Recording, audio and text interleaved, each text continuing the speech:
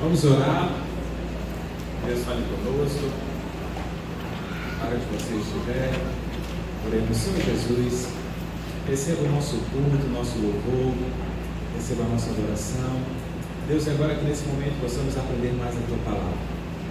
Deus, fala conosco e nos ajuda a compreender, nos ajuda, Senhor, a termos o nosso coração aberto à Tua Palavra, Senhor. É isso que nós pedimos, em nome de Jesus, amém.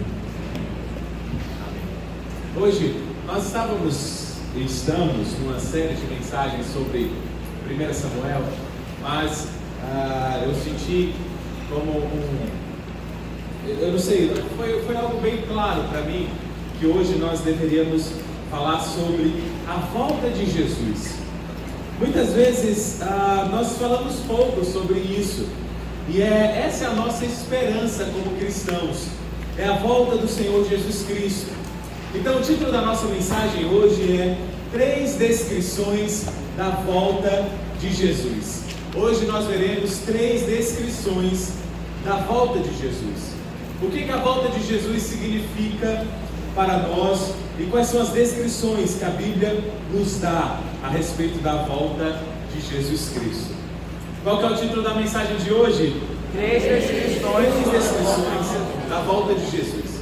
Eu quero ler com você 2 Pedro, do capítulo 3, do versículo 3 ao 10.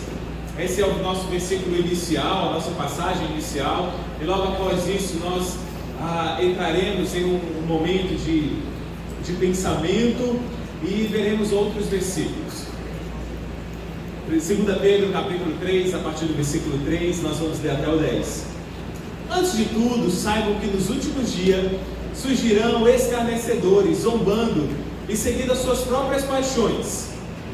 Então, aqui Pedro está dizendo que quando estivermos próximos do fim, surgirão pessoas que vão zombar, escarnecer da fé cristã, e eles vão fazer isso porque seguem as suas próprias paixões. No versículo 4 diz: eles dirão: o que houve com a promessa da sua vinda? Desde que os antepassados morreram, tudo continua como desde o princípio da criação. Mas eles deliberadamente se esquecem de que há muito tempo, pela palavra de Deus, existiam céus e terra, esta formada da água e pela água. E pela água, o mundo daquele tempo foi submerso e destruído. Pela mesma palavra, os céus e a terra que agora existem estão reservados para o fogo, guardados para o dia do juízo e para a destruição dos ímpios. Ímpio, eu estou lendo, não, era o versículo 7. Destruição dos ímpios. Ímpio é uma palavra que a Bíblia utiliza para todo aquele que não segue os mandamentos de Cristo. Todo aquele que não pertence a Cristo. Essa palavra ímpio, ele é uma tradução para todos aqueles que não são seguidores de Jesus. Uma pessoa ímpia, segundo a Bíblia, é aquele que não é um seguidor de Cristo. E aqui Pedro ele nos explica que houve uma destruição do mundo que aconteceu pela água, mas a segunda destruição que acontecerá será pelo fogo. É isso que a palavra ela promete. Existem agora um momento, um tempo específico, onde tudo que nós vemos, tudo que existe, tudo que há nessa terra, ele será destruído como pelo fogo. Não se esqueçam disso, amados. Para o Senhor, um dia é como 1000 anos, e 1000 anos como um dia. Nós estamos falando sobre Deus. Muitas vezes nós queremos comparar Deus, que é eterno, com o nosso calendário. Você, a cada hora que passa, você está ficando mais velho, né? Alguns já estão bem mais velhos, outros ainda têm um bom pavio para queimar. Mas para Deus, imagina, Deus ele é eterno. Isso significa que ele não teve nem início nem fim. Para ele um dia, ou 1000 anos, ou 2000 anos, ou 20.000 anos, para ele não é nada, porque o tempo não tem domínio sobre ele. Todos nós estamos no mundo de 4 dimensões: altura, largura, profundidade e também o tempo. Só que Deus ele não está preso ao tempo. Então para ele, muitas vezes as pessoas vão falar: olha, está demorando. Esse negócio que Jesus vai voltar, Jesus vai voltar, Jesus vai voltar. Esse negócio que Jesus está voltando. Que besteira é essa?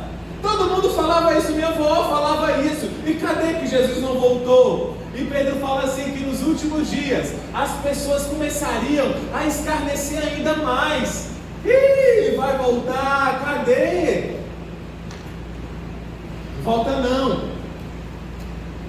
E aí Pedro ele explica assim, gente, o tempo é de Deus. Não se preocupe quando isso vai acontecer. Independente se é daqui a 1000 anos ou daqui a um dia, vai acontecer. O Senhor ele não demora em cumprir a sua promessa, como julgam alguns. Mas por que Deus está demorando? Por que nós estamos aqui, não é esse 2023? Por que nós estamos em 2023 depois de Cristo? Por que Ele não voltou em 23 depois que Cristo morreu? Aí Ele vai explicar a motivação. Pelo contrário, Deus é paciente com vocês, não querendo que ninguém pereça, mas que todos cheguem ao arrependimento. O dia do Senhor, porém, virá como ladrão. Os céus desaparecerão com um grande estrondo, os elementos serão desfeitos pelo calor, e a terra e tudo que nela há será desnudada. Rapidamente, quando menos esperarmos, o dia do Senhor virá. Os céus desaparecerão, um grande estrondo talvez vai nos tornar surdos se estivermos vivos nesse dia e não ressuscitarmos, se nós não estivermos mortos. E esse é o dia do Senhor. Quando você acordou nessa manhã, quais eram as suas expectativas? Você estava dormindo e qual era a sua expectativa? Hoje vai ser um dia legal, hoje vai ter um almoço especial. Para algumas pessoas vieram bem cedo para a igreja. Qual era a sua expectativa de hoje? Era um dia comum? Era um dia feliz? Era um dia triste? Todos nós acordamos e quando nós estávamos lá, virando na cama, criando coragem para sair dela, ou na rede, ou no chão, ou sei lá, no pé de goiabeira onde você dorme, você acordou com expectativa. Talvez a sua expectativa para o dia de hoje é que não fosse um dia nem um pouco diferente do normal. E no dia que Cristo voltar, provavelmente vai ser um dia como esse. Nós não vamos acordar e vamos falar assim, opa, hoje é o dia que os elementos eles vão derreter, nós vamos ouvir o estrondo. Não, nós vamos estar cheios de expectativas. Nós vamos pensar o que nós vamos fazer, se nós vamos descongelar o feijão, se nós vamos comer ovo, frango, carne, fígado, peixe. Nós não sabemos o que nós vamos pensar naquele dia, mas provavelmente vai ser um dia comum. Esse dia ele já está marcado no calendário, e eu vou passar para brincadeira. Se eu fizesse isso, nós seríamos uma seita. Está marcado, mas no calendário de Deus. Deus, Ele sabe o dia que isso vai acontecer. Isso é uma promessa. E quando nós temos uma promessa, nós podemos viver com expectativa que esse dia vai chegar. Mas não se engane, pessoas vão zombar de você. Que dia é esse? Quando vai chegar? Por que Deus demora? Para todos aqueles que não estiverem preparados, vai ser um susto e um momento aterrorizador. As pessoas não pensam que Jesus Cristo vai voltar ou não querem acreditar. E quando isso acontecer, vai ser um momento de tristeza, de sofrimento e de susto. Mas para todos aqueles que esperam a vida de Jesus Cristo, será um dia de grande alegria. Será um dia que você estava se preparando, tomando banho para pegar aquele ônibus para o centro, veio trabalhar. E aí você percebe, Jesus está voltando, acabou, graças a Deus. Eu vou para casa do Pai, acabou. Finalmente. Então que tipo é esse de dia? Como é que será esse dia? E o que esse dia falará para nós? Eu falei que daria para vocês 3 descrições do dia da volta do Senhor, sim ou não? Sim. A primeira descrição é que será um dia de revelação. Será um dia de revelação. O primeiro é será um dia de revelação.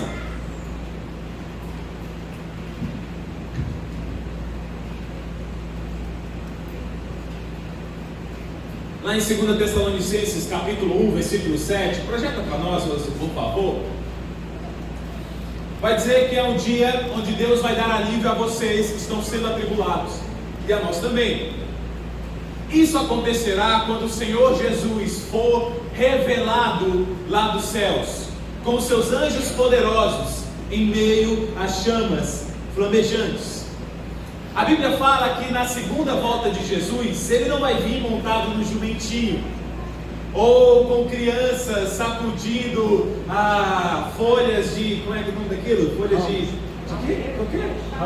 Palmeira, obrigada, de palmeira mesmo. Folhas de palmeira, na minha cabeça, bananeira, nada a ver. Folhas de palmeira, Osana, Osana.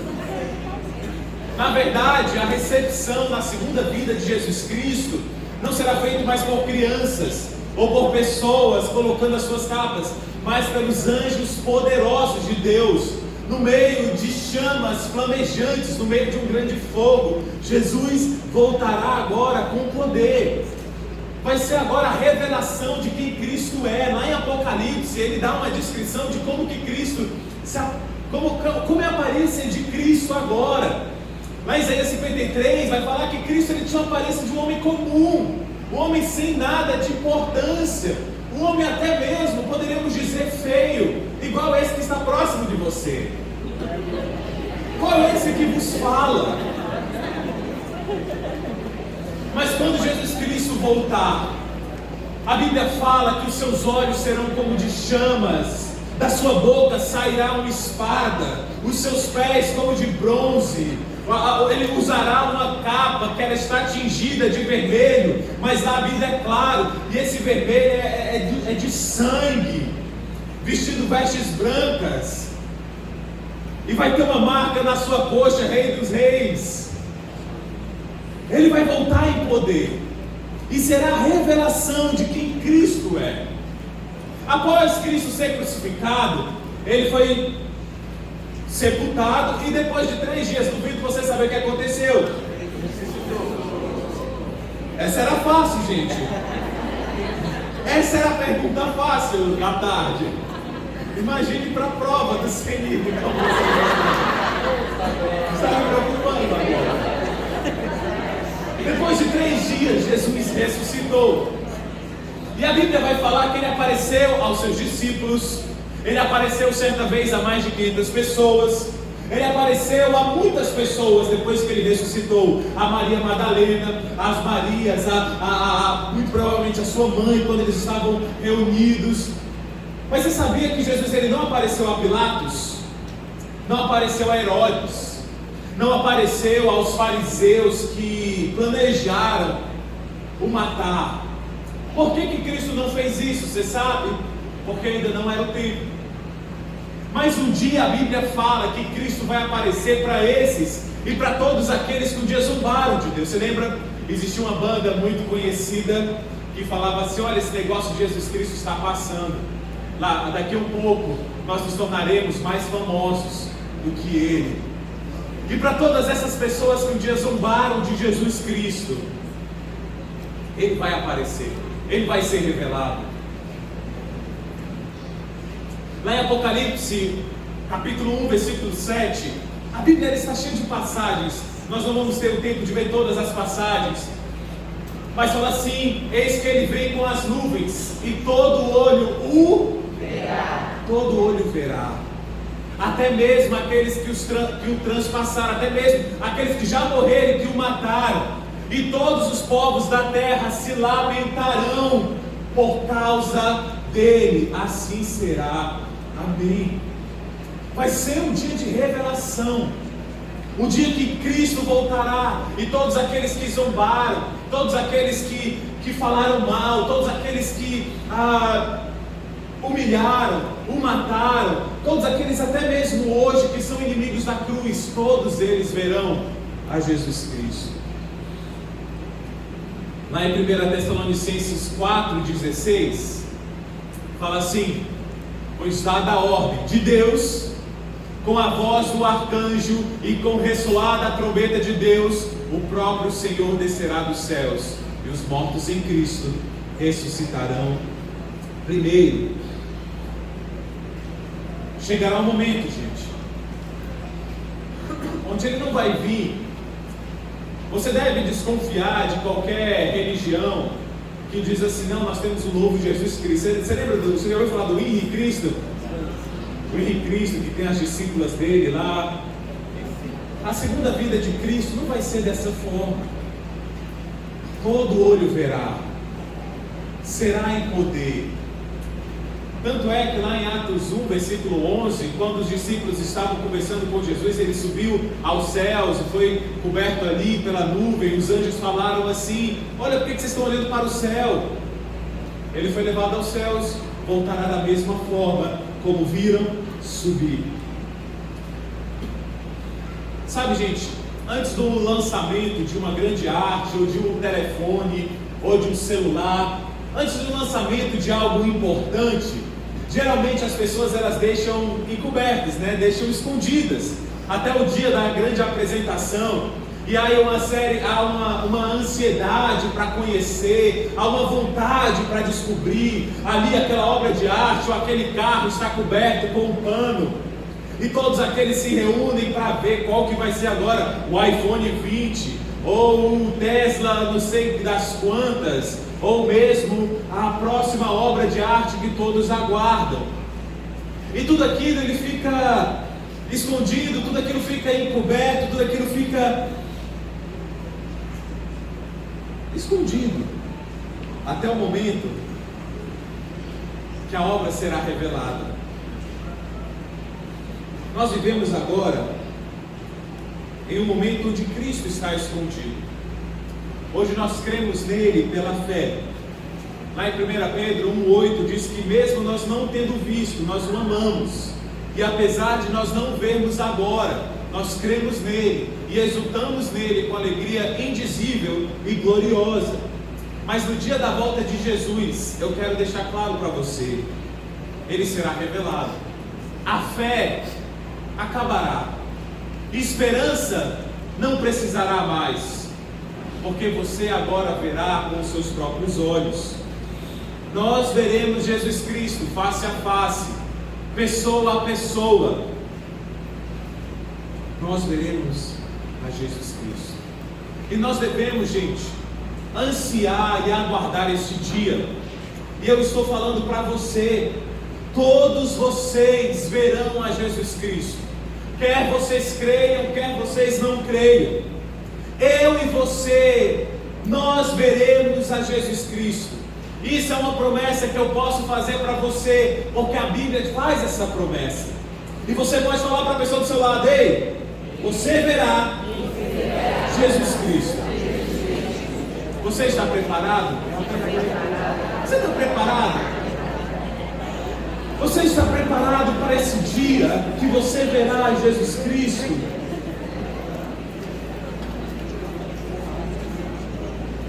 Sabe, em alguns países orientais, os pais que escolhem a esposa para os seus filhos, né? Eu fico imaginando a expectativa do marido, esperando: será que meu pai escolheu uma boa pessoa para mim? Ela fica encoberta com um véu, e no momento do casamento, depois que casam, o véu é retirado. E eu imagino qual que é a expectativa desse noivo ao ver a sua esposa. Hoje em dia não precisa mais nem disso, né? Eu vi um vídeo certa vez, uma chinesa, que ela fez uma maquiagem, que parecia outra pessoa. Depois de retirar a maquiagem, você via, né, que não era bem assim como você pensava. Havia uma expectativa por conhecer aquilo que ainda estava por ser revelado. Da mesma forma, nós como cristãos, eu posso dizer para você, esse dia vai acontecer. Será um dia de revelação. E você pode ter expectativa. Para você que é cristão e para você que não é cristão, um dia Jesus Cristo será revelado. Então a primeira característica da volta do Senhor é que será um dia de revelação. Segundo, será um dia de condenação. Não apenas Cristo será revelado, mas também é o dia onde a condenação de Deus acontecerá. Para todos aqueles que forem salvos, será um momento de êxtase, de alegria, de felicidade. Para todos aqueles que foram salvos por Jesus Cristo e que seguem a sua palavra, vai ser um momento, o melhor dia das nossas vidas. Mesmo que você tenha morrido, quando Cristo lhe trouxer de volta dos mortos e você estiver acordando e os seus olhos estiverem abertos novamente, você saberá o que aconteceu para eu viver novamente. O que aconteceu? Você saberá que é o dia que Cristo voltará. Mas para todos aqueles que não conhecem a Jesus, será um dia de julgamento. Deus, Ele colocou em mim e em você um profundo desejo de justiça. Nós temos um desejo de justiça. Se você disser que não tem esse desejo de justiça, é só você ficar ali no bebê e alguém entrar na sua frente na fila. Aí aflora dentro de você um desejo de justiça. Talvez você seja um pouco medroso para falar, mas talvez você seja corajoso e fale: não, eu estou esperando aqui nessa fila há 30 minutos e você está entrando. Há em nós um desejo de justiça. Nós, quando assistimos filmes, nós torcemos pelos mocinhos contra os vilões. Eu não assisti, mas vi muitas pessoas que estão assistindo o filme do Mario e está todo mundo muito feliz com esse filme, porque nós torcemos para que o bem vença. Nós aplaudimos quando a justiça é feita, aplaudimos quando a justiça manda para a prisão alguém que merecia ser condenado. Eu me lembro que quando nós estávamos vivendo aquela melhor fase da Lava Jato, onde muitas pessoas estavam sendo presas, eu me lembro que eu estava entrando no refeitório lá da minha empresa, e eu vendo a condenação de certa pessoa lá no TRF4, eu falei: não é possível que isso está acontecendo, não é possível que essa pessoa está sendo presa, não é possível que o nosso sistema judiciário conseguiu chegar até esse ponto de justiça. Grandes pessoas ricas, como Ike Batista também, as pessoas da Odebrecht, todos ali confessando e sendo presos. Nós tínhamos passado ali em 2015, se não me engano, uma crise muito terrível no Brasil, e a empresa onde eu trabalhava tinha parado a sua produção. Foi naquela época do impeachment, né? Aquelas pedaladas fiscais que criou um grande problema na nossa economia. Eu fiquei muito animado com tudo aquilo que estava acontecendo. Alguns de vocês são muito novos e não sabem. Naquele momento surgiu um grande movimento que se chamava as 10 medidas contra a corrupção. Existia um site, existia um material. Eu baixei esse material, eu fazia reuniões na minha empresa, fazia reuniões com as pessoas, porque eu queria de alguma forma ajudar que nós impulsionássemos os nossos políticos a adotarmos as 10 medidas contra a corrupção. Uma dessas medidas era que o crime de corrupção era inafiançável. Falei certo, né? Falei correto? Que não poderia pagar fiança. Se você cometesse um crime desse, você estava condenado. Havia uma grande expectativa. Pessoas ricas sendo presas, coisas aparecendo. Até mesmo aqui na nossa cidade de Manaus, descobrimos diversas coisas. Mas infelizmente durou por pouco tempo. Todas aquelas pessoas que foram presas naquele momento estão livres agora. Todos. Só tinha um, acho que era o Sérgio Cabral, né? Ele foi solto também? Não foi solto também, né? Mas, então, voltamos a estaca zero. Mas havia uma expectativa. O nosso país está se tornando um país sério.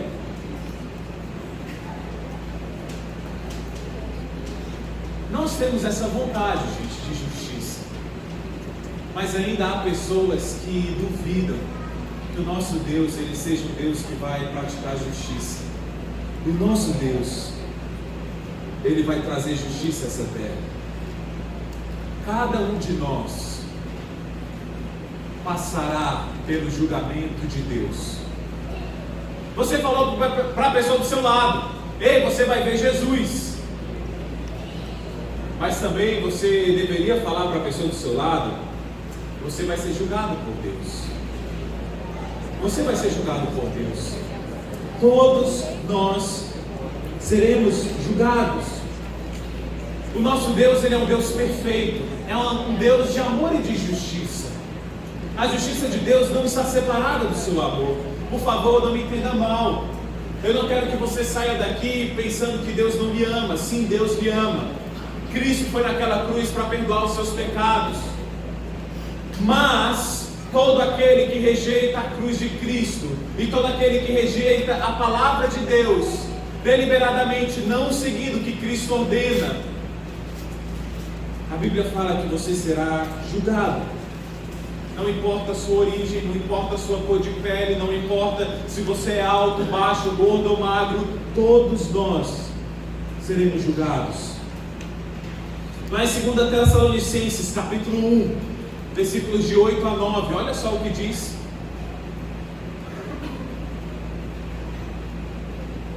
Eu queria que você lesse comigo esse versículo. Dá um tempo para você anotar e vamos ler juntos. 1, 2, 3 e já. Ele punirá os que não conhecem a Deus e os que não obedecem ao Evangelho de nosso Senhor Jesus. Eles sofrerão a pena de destruição eterna, a separação da presença do Senhor e da majestade de seu poder. Deixa esse versículo aí projetado, por favor. O que me chama a atenção é: eles sofrerão a pena de destruição eterna. Essa palavra eterna é uma palavra no grego chamada aionos. Meu grego, já falei para você, é péssimo. Essa palavra eterna, ela tem como significado aquilo que não tem um começo nem um fim. Aquele que sempre tem sido e sempre será. Sem começo, sem fim, nunca termina. É eterno. Essa destruição eterna, não entenda, por favor, como se fosse uma destruição e acabou, você foi destruído, é uma destruição pontual. Não, a Bíblia fala em diversas passagens que a condenação será eterna. A condenação será eterna, não terá fim, porque nós rejeitamos a um Deus que é eterno e que é eternamente digno. E certa vez eu ouvi um professor de grego, ele é professor da universidade, não me lembro agora o nome da universidade, Universidade de Cambridge. E ele falou que qual que é o significado dessa separação da presença do Senhor e da majestade do seu poder.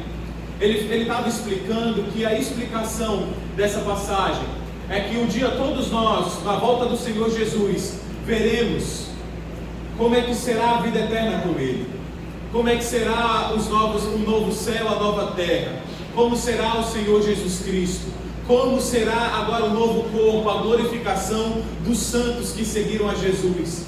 Mas essas pessoas que não obedeceram ao Evangelho de Cristo, que não se arrependeram dos seus pecados, elas vão para o lugar da separação da presença do Senhor, e elas serão atormentadas por toda a sua vida com o pensamento e com a lembrança de como era a vida eterna, e não foram para esse lugar. Viverão eternamente sabendo da possibilidade oferecida gratuitamente pelo Senhor Jesus Cristo, da vida eterna, mas que rejeitaram. Eu não sei você, mas eu sou uma pessoa que imagina muito, e ao ouvir isso me impactou. Isso me impactou de tal forma, e eu comecei a pensar nesse dia, e eu gostaria que você pensasse em você, ao você ver esse dia onde Jesus Cristo está voltando, e você vê toda a sua glória, todo o seu poder, e que você poderia fazer parte disso no céu, e você vai perdê-lo. Por que eu perderia? Eu vendo tudo aquilo e a culpa eu carregando durante toda a eternidade, que eu perdi a vida eterna, talvez pela minha imoralidade, pelo meu pecado, pelo meu orgulho, pela minha falsidade, pela minha mentira, pela minha rebelião. E eu vou carregar para sempre essa responsabilidade, que eu perdi o céu preparado por Cristo, a vida eterna com Ele, e essa lembrança vai me atormentar durante toda a minha vida, porque eu amei mais o pecado do que a Deus. A Bíblia vai falar lá no livro de João, que Deus ele veio ao mundo para salvar os que eram seus, mas aqueles que eram seus preferiram as trevas ao invés da luz. Então isso aterrorizou meu coração. Eu parei e me peguei pensando nesta situação. Que terrível será ser julgado por Deus, por não me arrepender, por não seguir a sua palavra. Esse dia será um dia de tristeza e de sofrimento. E a terceira descrição da volta de Jesus é que será um dia de salvação. Será um dia de salvação.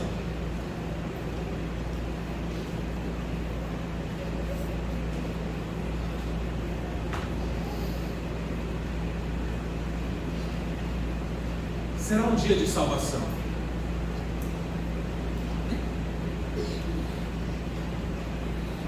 Se você tem um tempo a mais na nossa igreja, nós explicamos que a salvação ela acontece em 3 etapas.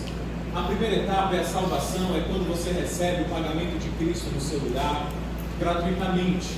Você fala, Jesus Cristo, me salva, eu te aceito como meu Senhor e Salvador. A Bíblia fala que a primeira etapa é a salvação.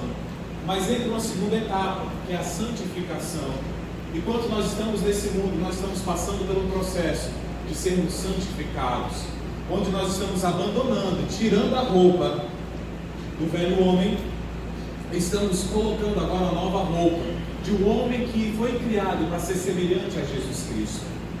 Mas esse grande dia, ele será o dia da glorificação. É o dia onde o nosso corpo ele será transformado, a nossa mente será transformada, a nossa vida será transformada, e nós seremos glorificados com o Senhor Jesus Cristo. Lá em 2 Tessalonicenses, capítulo 1, do versículo 6 ao 7,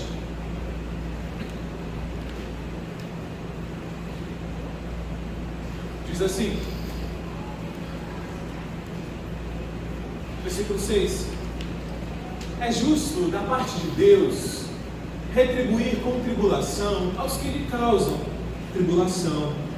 Versículo 7: e dar alívio a vocês que estão sendo atribulados, e a nós também. Isso acontecerá quando o Senhor Jesus for revelado lá do céu. No dia que Jesus Cristo voltar, Ele dará alívio a nós, alívio das nossas lutas, alívio das nossas batalhas. O Senhor Jesus Cristo nos dará alívio. As desigualdades serão corrigidas, haverá justiça perfeita, as necessidades dos pobres do mundo serão atendidas. Cristo dará alívio a nós. Você se lembra da história do rico e do pobre que se chamava Lázaro? É interessante que nessa história Jesus não disse que era uma parábola, mas sim uma história. E ele conta que o pobre ele vivia sempre na frente da casa do rico, desejando comer o que caía da mesa do rico. Mas o rico, ele passou a sua vida toda gastando a sua vida nos prazeres sexuais, prazeres de vícios, prazeres de bebidas, e ele nunca deu atenção à palavra de Cristo. Acontece que os dois morreram.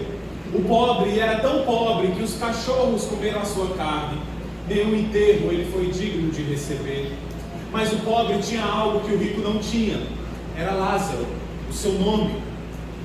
Quando Cristo dá o nome de Lázaro, Lázaro significa que ele coloca a sua confiança em Deus. A minha confiança é o Senhor. Lázaro confiava em Deus. Lázaro, a Bíblia fala que ele foi aos céus, e lá ele recebeu alívio. Mas o rico, ele foi ao inferno. E lá diz que o rico no inferno, ele dizia: Pai Abraão, manda que Lázaro molhe a ponta do seu dedo e coloque na minha boca, porque aqui é terrível, aqui é um sofrimento muito grande, aqui eu vivo num lugar de muita tribulação. Então ele recebeu uma resposta. Agora o pobre Lázaro, que colocou a sua confiança em Deus, ele está recebendo alívio. E você, a tribulação. E há um abismo muito grande entre nós dois, de tal modo que quem está aqui não pode ir para aí, quem está aí não pode vir para cá. Então o rico se desespera e fala assim: Então manda alguém que ressuscite dentre os mortos e avise meus familiares para que eles não venham para esse lugar de tormento que é o inferno. Ele recebe a resposta: mesmo que ressuscitasse alguém, eles não creriam. O Senhor Jesus Cristo ressuscitou, mas ainda assim, mesmo alguns de nós, alguns de vocês, talvez não sejam ricos, mas não têm tempo para pensar em Deus.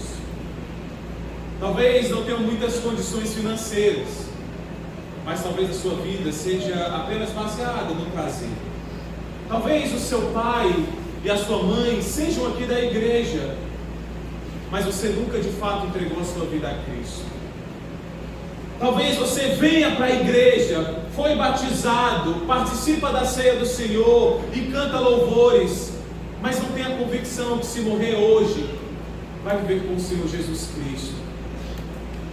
Você não tem certeza que será salvo. O dia da volta de Jesus, para todos aqueles que se arrependeram e seguiram o Evangelho de Cristo, será um dia de salvação, será um dia de alívio.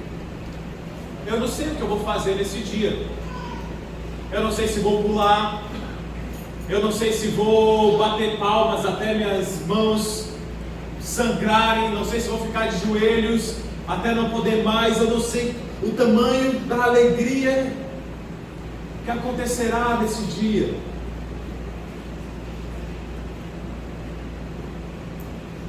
Mas a glória desse dia não será minha, não será sua, será de Jesus Cristo, onde todo o universo vai olhar para Jesus Cristo e vai falar: como é que pode um Deus de amor pegar pecadores como eu e você e os transformar desta forma? Nós vamos compartilhar o governo do universo com o Senhor Jesus Cristo. A sua beleza vai ser revelada em nós. Nós viveremos com Jesus. Nós seremos transformados. Nós seremos a sua igreja glorificada. Nós vamos nos maravilhar com a beleza de Deus e nós seremos transformados. Cristo será o centro do céu e do inferno.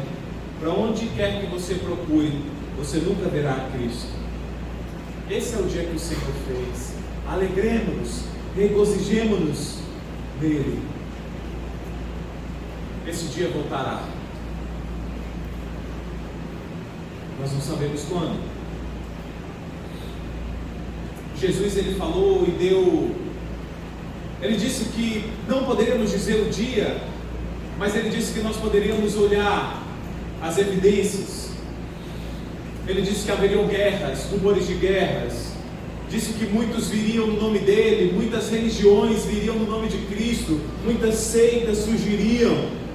Lá em Mateus 24, do versículo 36 ao 39, diz que as pessoas continuariam bebendo, se casando, festejando, como nos dias de Noé. Ninguém daria importância para o dia que Jesus Cristo voltasse.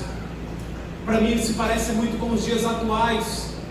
Se você vai a alguma igreja, a igreja apenas fala como ter uma boa vida aqui na terra, como ter uma boa vida financeira, ou apenas como ter um bom casamento, como criar bons filhos e como ter um filho de sucesso, que são coisas importantes, mas hoje nós planejamos toda a nossa vida como se nós nunca fôssemos morrer, ou se fôssemos encontrar com Jesus Cristo. Nós devemos pensar nesse dia, nós devemos ansiar nesse dia. E nós vivemos em um mundo onde a iniquidade se espalha, o amor de muitos estão esfriando, onde as igrejas que amam a Cristo por quem Ele é, que são capazes de suportar o sofrimento e a dor para seguir a Jesus Cristo, elas estão diminuindo, estão acabando. E nós devemos viver com os nossos olhos aqui a cada dia, gente, na expectativa de que pode ser o dia onde nós vamos encontrar a Jesus. Deus, Ele deseja que nós vivemos desta forma. Jesus Cristo está voltando. E o meu trabalho é falar para você.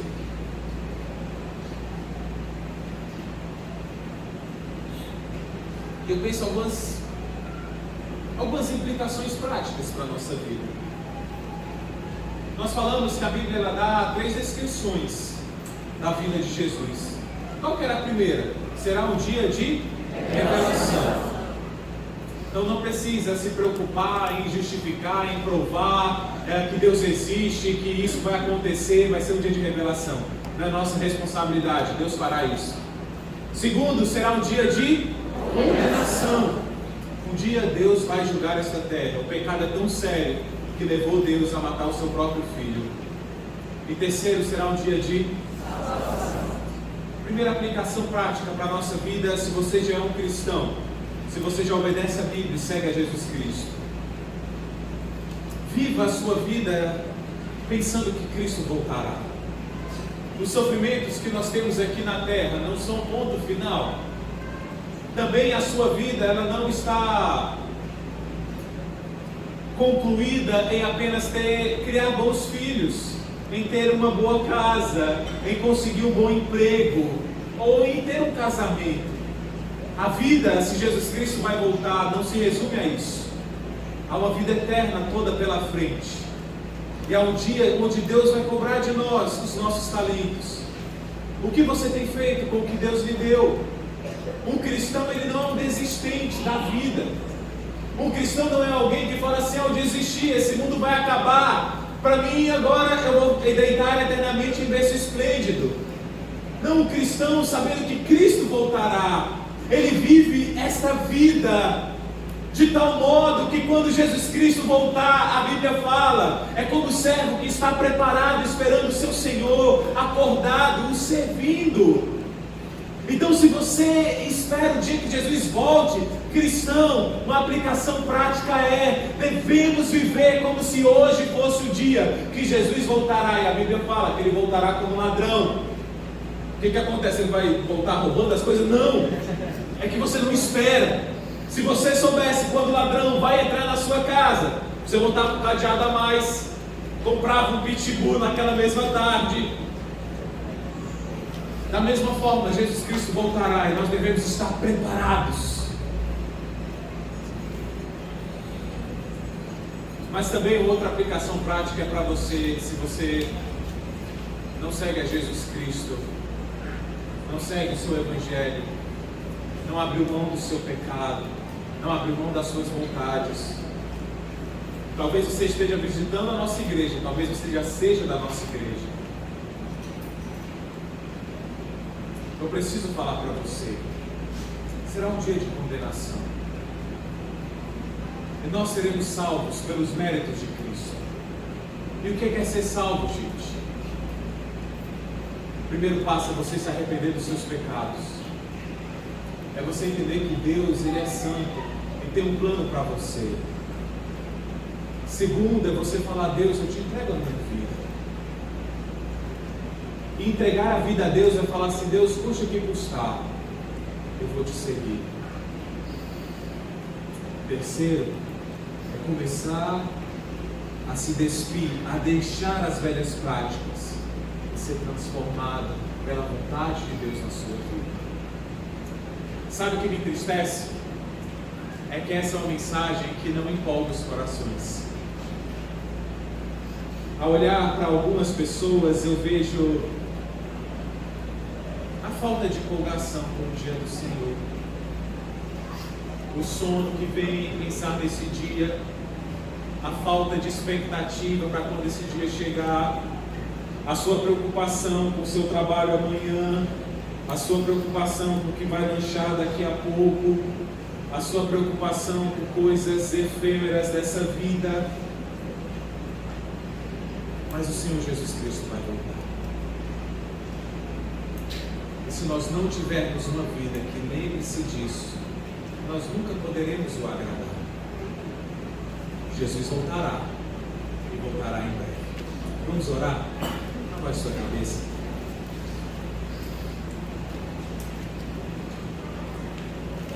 Nesse momento eu quero dar a oportunidade. Esqueça a pessoa que está do seu lado e aí você, entre você e Deus. Eu queria que você se perguntasse: Será que eu estou preparado para a volta do Senhor? Eu queria que você soubesse que Deus está aí com você. E eu quero dar oportunidade para você orar diante de Deus. E pergunte: Deus, será que eu estou vivendo uma vida que te agrada? Deus, será que a minha vida tem sido uma vida que traz glória ao Senhor Jesus Cristo, que morreu na cruz por mim? Deus, será que eu venho para a igreja porque a minha mulher me chama, porque as pessoas vão falar mal de mim, ou porque é um lugar legal? Será que eu estou aqui porque de fato eu entreguei minha vida a Cristo? Será que eu estou aqui porque de fato o Senhor é meu Deus e eu desejo vê-lo? Será que você tem certeza que vai viver na eternidade com Cristo? Hoje é o dia da salvação.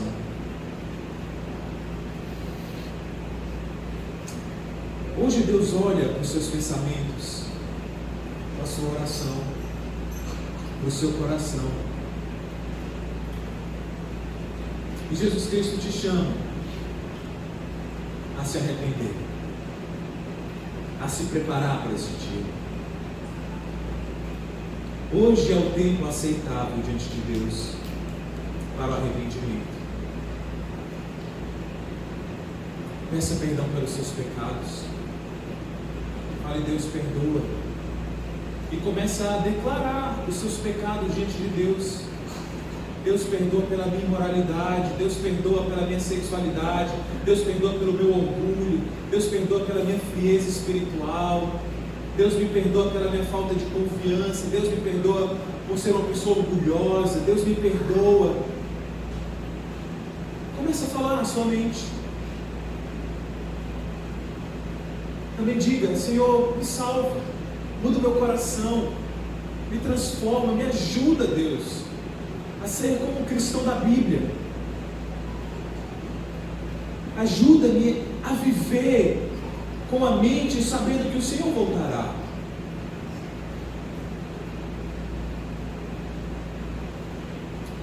Senhor Jesus, o Senhor vê o coração de cada pessoa que aqui está, Senhor. Deus, eu sei que Tu és real e que um dia nós te veremos. Eu tenho certeza, Senhor, que eu te verei com os meus próprios olhos. Eu verei, Senhor, a Tua glória. E nesse dia, Senhor, me alegrarei em Ti. Não porque eu sou santo ou porque eu sou digno, mas porque eu sou um pecador, Senhor, salvo pela graça. Deus, ajuda que esta igreja viva sobre a realidade, Senhor, de que o Senhor voltará. Nos ajuda, Senhor, a, como certa vez ouvi um pastor falando, que isso esteja nas nossas conversas, esteja nas nossas decisões, esteja, Senhor, quando nós nos sentarmos à mesa, e, Senhor, esteja quando nós criarmos filhos, esteja, Senhor, quando nós estivermos vindo à nossa igreja, ao Nova Teens, ao Nova Kids. Deus, nos ajuda a vivermos com essa convicção, a vivermos, Senhor, como igreja que sabe que o Senhor voltará. Deus, que vida infeliz é viver nesta terra com expectativa de apenas 80 anos, e onde todas essas pessoas, Senhor, que tentarem viver para essas expectativas aqui da terra, serão frustradas. Mas nos ajuda, Senhor, a vivermos.